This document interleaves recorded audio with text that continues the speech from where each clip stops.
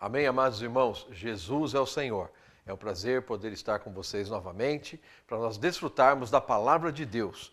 Nós estamos na semana 3 do Evangelho da Glória de Deus, da série A Igreja, Coluna e Base da Verdade. A mensagem dessa semana é o Evangelho da Glória de Deus, parte 2. Louvado seja o Senhor! Nós temos desfrutado muito da sua palavra, que tem nos encorajado, que tem nos reavivado ou reacendido o dom pela pregação do Evangelho, que é o nosso viver, na verdade, irmãos. É a expressão de Deus para as pessoas, onde quer que nós estivermos. Ou seja, podemos pregar o Evangelho falando para as pessoas, orando com as pessoas. O Senhor nos deu essa prática mais recentemente de orar com as pessoas, orar pelas pessoas, que tem sido maravilhosa. E também, irmãos queridos, nós podemos pregar o Evangelho por meio da nossa conduta, o nosso viver piedoso, um viver que expressa Deus nas nossas atitudes práticas, no nosso dia a dia. As pessoas estão nos observando e poderão ver Deus no nosso comportamento. Louvado seja o Senhor! Nesta conferência passada, o tema, irmãos, que nós já lemos aqui é a Igreja, Coluna e Base da Verdade. Os versículos-chave foram dois, na verdade.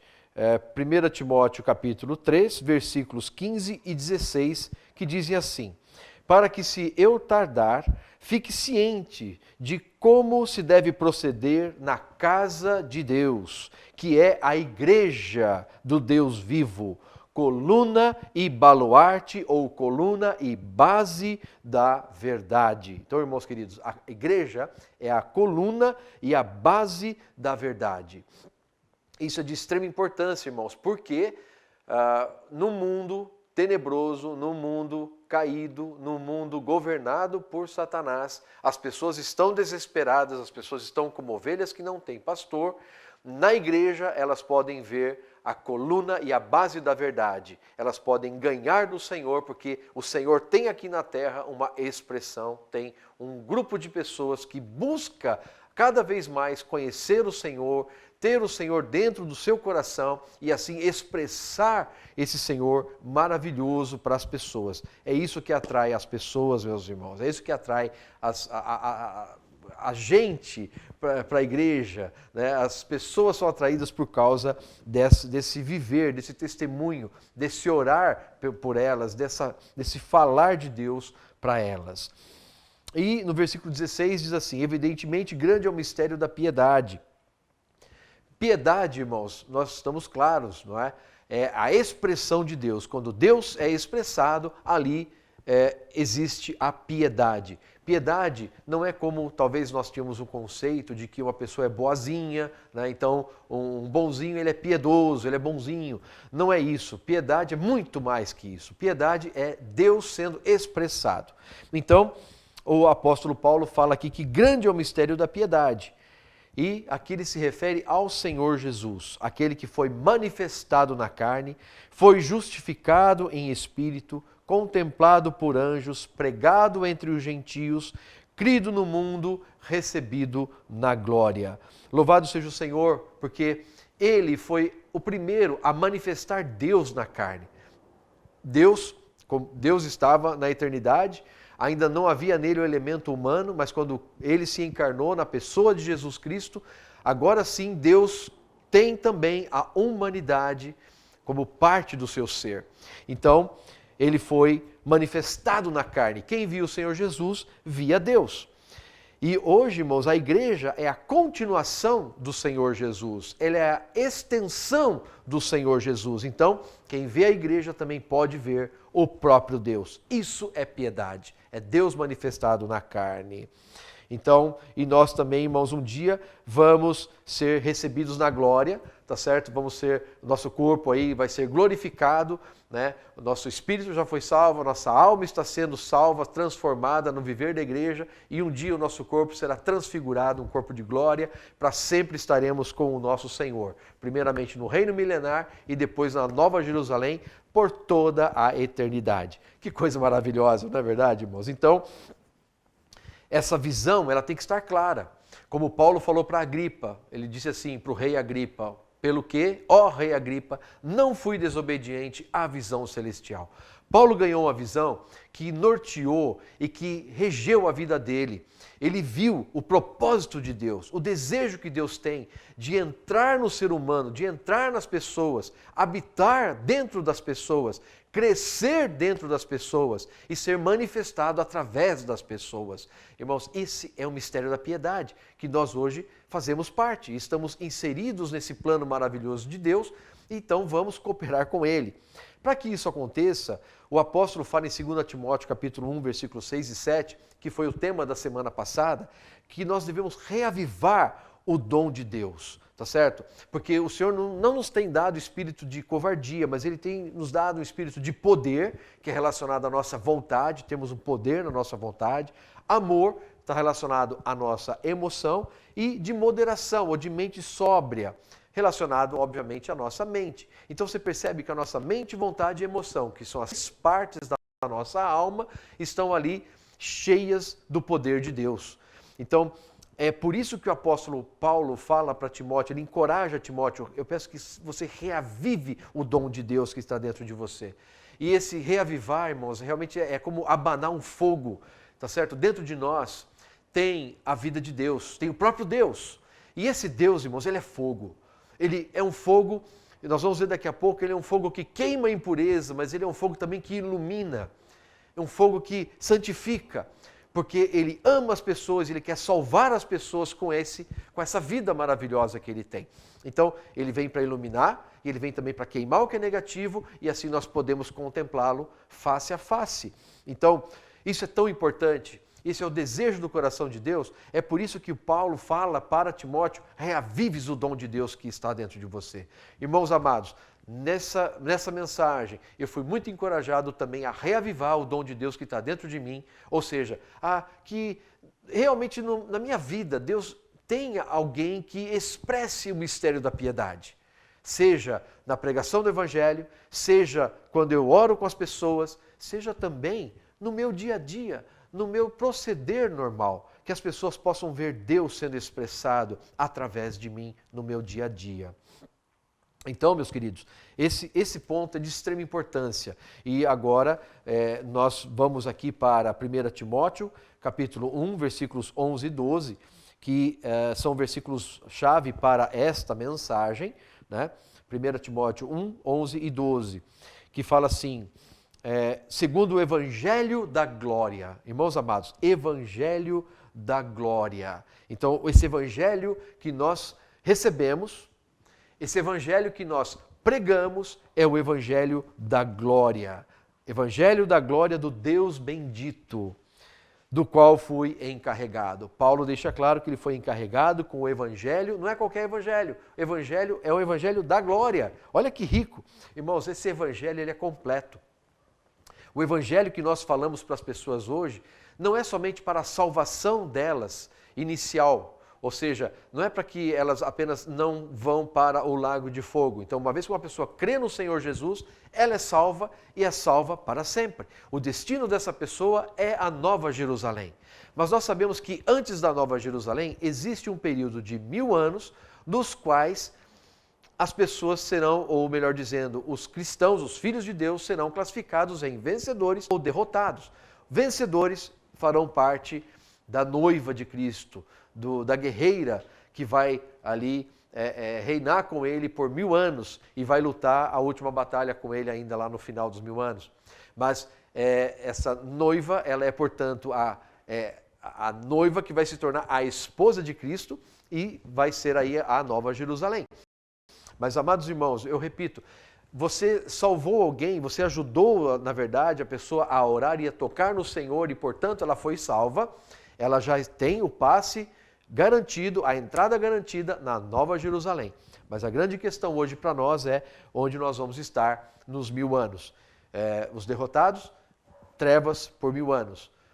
E ali haverá choro e ranger de dentes, segundo a palavra de Deus indica.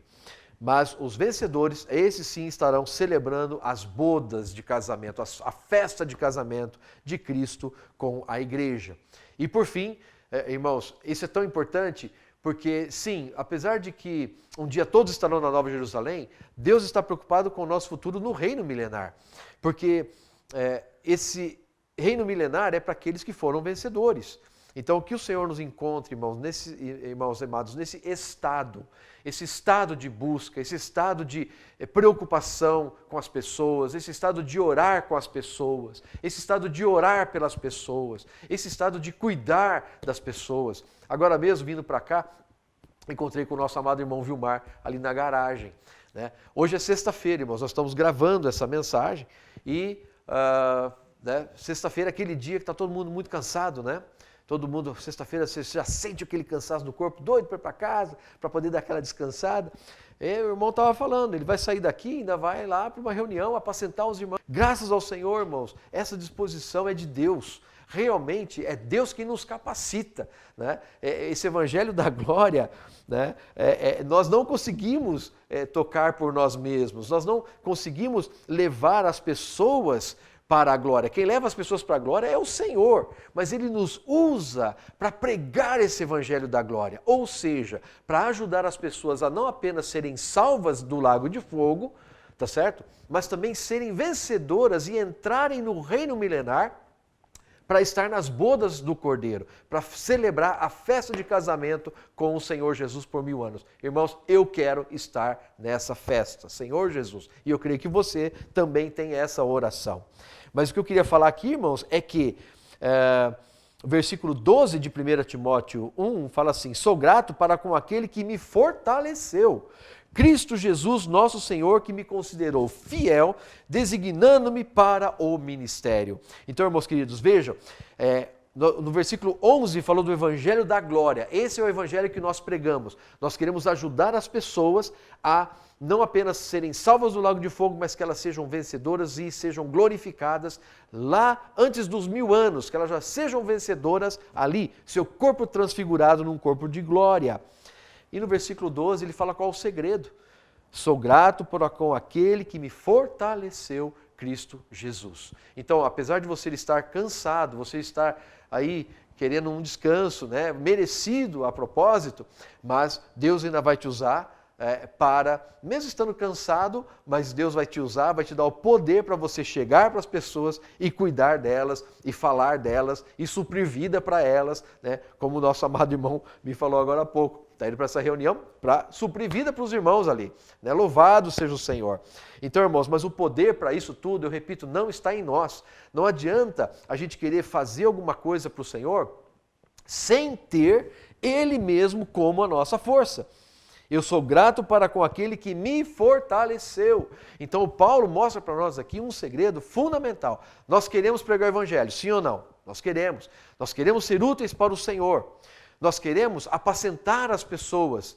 Irmãos, e tomara que Deus nos encontre fazendo assim, conforme Lucas 12 fala, bem-aventurado aquele servo, quando o Senhor voltar, achar fazendo assim. Ou seja, nesse estado, vocês lembram, né? O irmão Pedro deixou muito claro essa questão de estágio e estado. Estágio, mas o que importa é estado, é você, não importa em qual estágio de crescimento de vida você se encontra. O mais importante é que seu estado, ou seja, o teu estado atual, o momento atual, seu, com o Senhor é de busca, é de oração, é de comunhão, é de ganhar intimidade com Ele, é de pregar o Evangelho, é de manifestar Deus na carne, é que dessa maneira as pessoas verão Deus em você, através da pregação do Evangelho, da oração, do seu testemunho diário, dos seus atos, das suas atitudes no trabalho, por exemplo, na sua família, por exemplo, graças ao Senhor. Mas nós não conseguimos, mas temos e confiamos no poder daquele que está dentro de nós e que nos fortalece, Cristo Jesus, nosso Senhor, que considerou a Paulo, tá certo, fiel, e que ele possa também nos considerar fiéis, tá bom, meus irmãos? Jesus é o Senhor. Irmãos, o que é importante nessa semana do alimento diário também é o fato de que a verdadeira motivação para a pregação do Evangelho não é outra senão o amor. Irmãos, Deus é amor. 1 João 4,8, tem alguns versículos que eu quero ler para vocês. 1 João 4,8 fala assim: aquele que não ama não conhece a Deus, pois Deus é amor. Então, a essência do nosso Deus, irmãos, a pessoa dele é amor. Ele é luz, ele é amor, ele é justiça, ele é santidade. Então você vê aqui que nesse versículo deixa claro que Deus é amor. E no versículo 9 diz assim: nisto se manifestou o amor de Deus em nós, em haver Deus enviado o seu Filho unigênito ao mundo, para vivermos por meio dele. Olha aqui, irmãos, aqui está de novo um segredo absoluto, maravilhoso. Primeiro, nós vemos aqui o amor de Deus, que se manifestou em haver ele enviado o seu Filho ao mundo, tá certo? Ele foi enviado para morrer no nosso lugar, para cumprir a redenção, derramar o seu sangue precioso por nós, mas também para vivermos por meio dele. Lembra que a gente leu agora há pouco? Pelo poder do Senhor é que a gente pode viver uma vida adequada. E aqui fala novamente, para vivermos por meio dele. Então, meus irmãos, Deus é amor.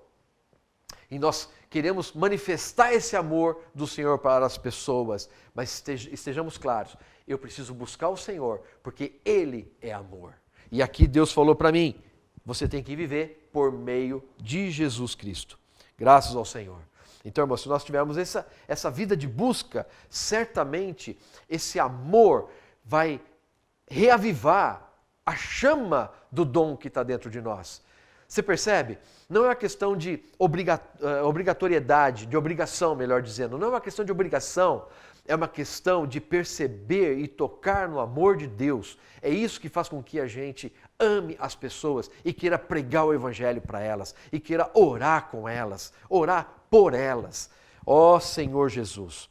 João 3,16, Deus diz que Deus amou o mundo de tal maneira que deu o seu Filho unigênito para que todo aquele que nele crê não pereça, mas tenha a vida eterna. Irmãos, esse é o tamanho do amor de Deus. Doar um filho para inimigo, irmãos, pensa um pouquinho, né? A gente não doaria um filho por ninguém, mas Deus doou o filho dele por inimigos, quando nós éramos inimigos de Deus. É um amor que não dá para entender. A gente, com nossa mente, a gente não consegue entender. Então, meus amados, só falta uma atitude da nossa parte.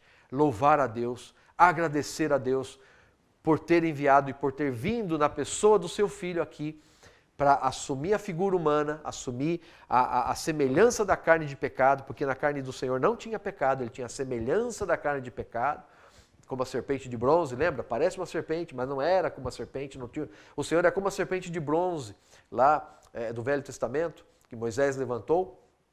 Tem a aparência da serpente, tem a aparência, mas não tem o veneno dentro dela. Essa era a serpente de bronze, né? Não tinha o veneno. E o Senhor Jesus é exatamente dessa forma. 1 João 3,16 fala que o Senhor Jesus se deu por nós. Então, meus amados, a nossa motivação é esse amor. O nosso fogo pelo Evangelho não vem de nenhum outro lugar, a não ser do amor de Deus que se manifestou para nós. Quando esse amor, irmãos, é abanado, esse fogo é abanado dentro de nós, nós tocamos esse amor, o resultado é que nós vamos certamente amar as pessoas, nós vamos nos dedicar por elas, nós vamos querer que elas conheçam o Senhor. Nós vamos orar por elas, nós vamos orar com elas, nós vamos falar do Senhor para essas pessoas, distribuir o jornal, um livro, para ajudar essas pessoas a ganhar mais do Senhor, naqueles momentos em que nós não estivermos junto com elas. Já contei essa história para vocês, irmãos, as pessoas que nós temos a oportunidade de colocar um livro na mão delas, e aí você tem um contato com essas pessoas depois de um certo tempo, uma vez que elas leram os livros, irmãos, que testemunhos maravilhosos nós temos escutado. Do tipo, olha, quando eu faço essa leitura, eu ganho tanto, é tão rico. Puxa, Deus está me transformando por meio dessa leitura. Esse é o poder da palavra. Ela está tendo um contato com a palavra de Deus que está operando dentro dela uma transformação. Louvado seja Deus. Então, irmãos, a gente vê esse coração de busca que o Senhor tem, né? Como Ele ama as pessoas. Em Mateus capítulo 9, uma passagem também aí bastante conhecida por nós, né? Mateus capítulo 9, versículo 35, fala assim: e percorria Jesus todas as cidades e povoados, ensinando nas sinagogas, pregando o evangelho do reino e curando toda sorte de doenças e enfermidades. Nosso Senhor ama as pessoas, então ele percorria as cidades buscando as pessoas. Ele estava indo atrás das pessoas, irmãos. Versículo 36.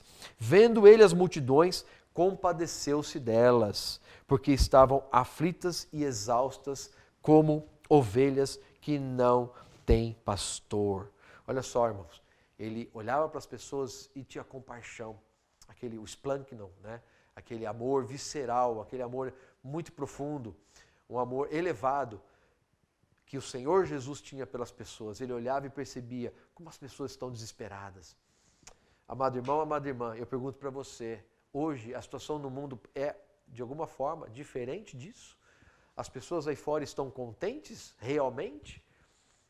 Ou estão desesperadas? Estão sem sentido da sua vida? Estão angustiadas, ansiosas, deprimidas, assustadas? Irmãos, essa situação continua até hoje. Lá na época do Senhor era assim e hoje também é assim. Então, o Senhor, ele ia atrás dessas pessoas e ele se compadecia delas porque via a real situação delas. Irmãos, esse fogo dentro de nós, o amor de Deus, né, como ali esse amor é a fonte, esse fogo do Evangelho vem do amor de Deus dentro de nós. É só a gente olhar para as pessoas, a gente vai perceber como elas estão realmente angustiadas. Lembra da sua experiência? Quantas vezes você também, antes de conhecer o Senhor, como você era? Você era feliz? Você tinha conflito? Você tinha tristeza? Você tinha angústia? Você tinha... Qual era a sua situação antes de conhecer o Senhor? Irmãos, graças a Deus, um dia esse Evangelho chegou para nós. Esse fogo do Evangelho estava ardendo em algum irmão. E no meu caso, era um irmão que estava orando, e durante a oração dele, lá 40 anos atrás, irmãos, enquanto esse irmão orava, eu toquei no Espírito do Senhor. Eu fui salvo naquele momento. Então, que nós possamos também, irmãos, ter esse fogo realmente aceso dentro de nós, essa chama do amor de Deus dentro de nós, para que nós possamos olhar para as pessoas e perceber o quanto elas precisam do Senhor. E aí ele se dirige aos seus discípulos e diz: a seara, na verdade, é grande, mas os trabalhadores são poucos. Rogai, pois, ao Senhor da seara que mande trabalhadores para a sua seara. Irmãos, graças a Deus, nós temos os comportores dinâmicos. Nós temos irmãos e irmãs que são comportores dinâmicos. Nós temos irmãos e irmãs que saíram até das suas atividades seculares para se dedicar ao trabalho do Senhor. Na pregação do Evangelho, na capelania, né? Nós temos irmãos que têm praticado fortemente a capelania, por exemplo, na polícia militar, nos hospitais. Esses irmãos, louvado seja o Senhor, são como esses trabalhadores enviados para a seara, para pregar ativamente o Evangelho. Mas, por favor, não vamos, nem você nem eu, tá? Não nos sintamos fora desse encargo. Deus tem dado para nós a luz de que esse encargo é para todos nós. Se você não pode praticar a comportagem todo o tempo, você não pode orar pelas pessoas todo o tempo. Eu, por exemplo, tenho o meu trabalho, eu não consigo estar orando com as pessoas todo o tempo, como um comportor dinâmico pratica o tempo todo na rua. Louvado seja Deus, primeiro, eu tenho que orar por esse irmão, por essa irmã que está lá, orando pelas pessoas. Irmãos, eles estão na frente da batalha, precisam da nossa oração. Mas eu também posso praticar isso. Na hora do almoço, eu posso orar com um colega de trabalho, né? Eu posso orar com alguém na rua. Irmãos, isso é para nós, não é só para os comportores dinâmicos. Nós não estamos fora dessa possibilidade, tá bom? Desse encargo. Amém? Ó Senhor Jesus. Então, meus amados irmãos, o posso orar por você, na verdade, é Deus fluindo, o amor de Deus fluindo através de nós e alcançando as pessoas. Nós temos visto e ouvido muitos testemunhos. Você, querido irmão, querida irmã, também já deve ter vários testemunhos aí de ter orado com pessoas e visto o que Deus fez na vida dessa pessoa. Louvado seja o Senhor. Eu só posso louvar e agradecer ao Senhor pelo que nós temos visto e ouvido. Então, irmãos, o posso orar por você é o fluir do amor de Deus para dentro das pessoas. Nessa semana também o nosso amado irmão Esdra aborda a questão dos 7 espíritos, né? 7 na Bíblia, irmãos, é um número completo. Então, o irmão Pedro usou uma palavra muito interessante, a completude. Né? Ele não inventou isso não, viu, irmãos? Tem no dicionário português, da língua portuguesa. Completude é um estado de algo completo. Né? E por que esses 7 espíritos? É a completude do Espírito para nos dar a força, nos dar o poder para nós vivermos uma vida piedosa no mundo atual. O mundo atual, irmãos, requer de nós que nós mostremos para ele a verdade. Coluna e base da verdade é a igreja, nós com o viver piedoso, mostrando Deus para essas pessoas, por meio da oração, por meio da nossa conduta, tá certo? Então, lá em Apocalipse, eu não vou ler por causa do tempo, nós vemos ali em Apocalipse capítulo 4, versículo 5, nós vemos ali 7 tochas, que são 7 espíritos de Deus. E em Apocalipse 1, 13 e 14, nós vemos os 7 olhos. Então veja, nós temos 7 tochas, 7 espíritos, 7 olhos. Tudo isso aqui, irmãos, na verdade, tochas, 7 espíritos, 7 olhos, eles são para quê? São para nos iluminar, são para sondar o nosso coração, são também para queimar as nossas impurezas, julgar a nossa pessoa e queimar as nossas impurezas. Então, dentro aí das 7 tochas tem o queimar das coisas negativas, né, dos 7 olhos, dos 7 espíritos, tem o queimar das coisas negativas. Mas primeiro ele ilumina, né? O fogo é para iluminar, mas ele também não apenas ilumina o que é negativo em nós, mas ele também vem queimar. E sabe por que ele vem queimar, meus irmãos? Por que ele vem tratar hoje conosco? Por que ele vem nos expor, sondar, iluminar, queimar? Por que ele faz tudo isso? Porque ele deseja que a gente possa contemplar a ele. Então, por isso que ele vem. Como lá em 2 Coríntios 3, 14, 18, tinha um véu ali que impedia ver a face. Quer ver? 2 Coríntios 3, vale a pena a gente ler rapidinho também, 2 Coríntios capítulo 3. 2 Coríntios capítulo 3, versículo 14.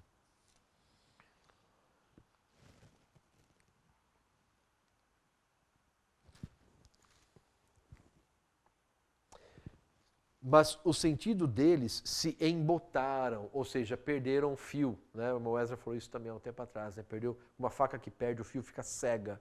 Né? O sentido se embotou, quer dizer que perdeu a sensibilidade. Né? Está se referindo aqui àqueles, né, ao povo israelita que rejeitou o Senhor Jesus. Tá? Desculpa. Ele estava falando aqui sobre Moisés, tá certo? Que punha o véu sobre a face para que os filhos de Israel não atentassem na terminação do que se desvanecia. Então, naquela época, o povo de Israel não via que a glória do rosto de Moisés estava se desvanecendo, porque ele punha o véu na frente, né? Mas os sentidos deles se embotaram, pois até o dia de hoje, agora sim se refere na época de Paulo, aos judeus da época de Paulo, tá certo? Quando fazem a leitura da antiga aliança, o mesmo véu permanece, não lhe sendo revelado que em Cristo é removido. Então, irmãos, por que algumas pessoas ainda não conseguem ver o Senhor? Aqui Paulo está falando dos judeus da sua época. Hoje, na nossa época atual, as pessoas em geral, muitos têm ainda um véu que impedem que vejam a Cristo, tá certo? Até hoje, ainda voltando aqui à leitura do versículo 15, até hoje, quando é lido Moisés, o véu está posto sobre o coração deles. Então o véu ainda está posto ali. Mas quando, porém, algum deles se converte ao Senhor, o véu lhe é retirado. Graças ao Senhor, irmãos. Quando nós nos convertemos ao Senhor, crendo no nosso coração, o véu do nosso coração foi retirado e a gente consegue ver o Senhor. Então, por isso que, voltando, por que fala das 7 tochas, 7 espíritos, 7 olhos? Eles são para iluminar, para sondar nosso coração, para queimar a impureza, para nos julgar. Sabe por quê, amados irmãos? Para remover o véu, para queimar o véu, para que a gente possa ver o Senhor face a face. Isso é de extrema importância. E porque é dessa maneira, somente quando eu e você estamos com o rosto desvendado, ou seja, um rosto sem véu, é que a gente pode contemplar o Senhor e receber o Senhor para dentro de nós. Ele se infunde dentro de nós, irmãos. É o que diz ali na sequência, versículo 17, assim, olha. Ora, o Senhor é o Espírito, e onde está o Espírito do Senhor, aí a liberdade. E olha o 18. E todos nós com o rosto desvendado, contemplando como por espelho a glória do Senhor, somos transformados, ou estamos sendo transformados de glória em glória, na sua própria imagem, como pelo Senhor, o Espírito. Então, irmãos, resumindo tudo isso, o Senhor vem como 7 espíritos, 7 olhos, 7 tochas, para nos iluminar, para sondar o nosso coração, para queimar o que não presta, que tem coisas em nós que precisam ser queimadas. Por que ele faz isso? Para que o nosso coração não tenha nenhum véu, não tenha nenhuma barreira que impeça que a gente consiga contemplar ele face a face. E assim, quando ele consegue tirar essas impurezas de nós, nós contemplamos o Senhor e aí é dessa maneira que nós somos transformados de glória em glória. Deus quer me transformar, Deus quer te transformar. Mas Ele só vai poder fazer isso se a gente estiver olhando nos olhos dEle, se a gente estiver olhando para a face dEle, na palavra, na oração, no invocar o Seu nome, durante a pregação do Evangelho. Se nós estivermos com o rosto desvendado, o Senhor vai estar sempre realmente se infundindo em nós. Resultado disso, quanto mais Ele se infunde em nós, mais nós iremos expressá-lo. Irmãos, mistério da piedade, Deus manifestado na carne. Olha só que coisa grandiosa nós estamos envolvidos. É uma coisa tão maravilhosa, irmãos. Às vezes falta até palavras adequadas para a gente expressar, mas é tão grande isso. Quando o Senhor consegue então remover os véus, porque Ele queimou, Ele expôs ali como 7 espíritos, 7 tochas, 7 olhos, queimou o véu, removeu o véu, aí Ele pode se infundir em nós, porque a gente está de frente para Ele. Não tem mais barreira, Ele pode se infundir em nós e aí nós somos transformados de glória em glória. Vamos expressar o Senhor, Ele vai crescer em nós, a gente vai expressar o Senhor. Ó Senhor Jesus, seremos, como o irmão Rezra falou, achei muito interessante, tochas humanas, tá certo? Mensageiros de Deus, né? Arautos do Evangelho, levando essas boas novas para as pessoas. O que é importante, irmãos, é perceber que o véu precisa ser removido não só de nós. 2 Coríntios 4, versículos 3 a 4, diz que o Deus desse século cegou o entendimento das pessoas. Irmãos, nós estamos numa batalha, o inimigo cegou o entendimento das pessoas para que o Evangelho não entre nelas. Ó Senhor Jesus, como é triste, irmãos, quando a gente vai orar com uma pessoa e a pessoa rejeita, né? A gente sai às vezes e fala, puxa, posso orar por você? E alguns falam, não quero. E não aceita a oração, né? Aí teve uma irmã outro dia que falou assim, não, tudo bem, então eu vou orar por mim e por você. E orou, né? Aí Deus pode operar, né, irmãos? O Senhor é maravilhoso. Mas tem vezes que você pede para orar e a pessoa é bem agressiva, né? Não quero e vai embora e tal. Por que isso, irmãos? Não fica com raiva dessa pessoa, porque a verdade é que o Deus deste século, que é o próprio diabo, cegou o entendimento das pessoas. É ele que está por detrás, é ele que está colocando os véus, é ele que está colocando as barreiras que impedem com que, quando você vai falar do Senhor para elas, elas recebam. Elas não recebem porque tem uma barreira, você está entendendo? Tem um véu na frente dela, que foi o inimigo de Deus que colocou. Oh, irmãos, por isso nós temos que orar pelas pessoas, interceder, com súplicas, com intercessões mesmo, para que as pessoas possam ter esse véu removido e receber o Evangelho da glória para dentro delas. Se elas fizerem assim, irmãos, que elas possam estar conosco no viver da igreja depois disso, não é apenas ser salvo. O Evangelho de Deus é o Evangelho completo. Não é só para salvar a pessoa do lago de fogo, mas é muito mais que isso. É para que ela seja salva hoje, transformada hoje. Como o apóstolo Paulo falou, transformado de glória em glória. Que ela esteja conosco aqui no viver da igreja, contemplando o Senhor cada vez mais, junto comigo, com você numa reunião, por exemplo, louvando ao Senhor, recebendo a palavra profética, vai contemplando a Deus e vai recebendo mais Deus para dentro de si. Essa pessoa também vai receber mais Deus dentro dela, também vai começar a expressar Deus no viver diário dela. Tomara que muitos também sejam salvos por meio dessa pessoa e o ciclo vai se repetindo. Irmãos, então que nós possamos ganhar as pessoas. Eu repito, vamos orar por elas, antes até de orar com elas. Tá? Vamos orar antes de sairmos, antes do nosso trabalho, antes da nossa pregação do Evangelho, vamos orar para que o Senhor possa operar, já ir removendo os véus que o inimigo colocou.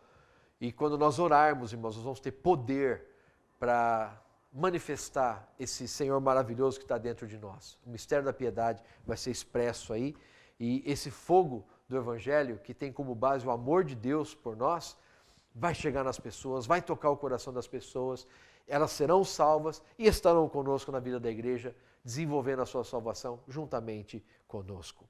Irmãos, esse é o Evangelho da glória de Deus. Jesus é o Senhor, que Deus abençoe a todos nós. Amém.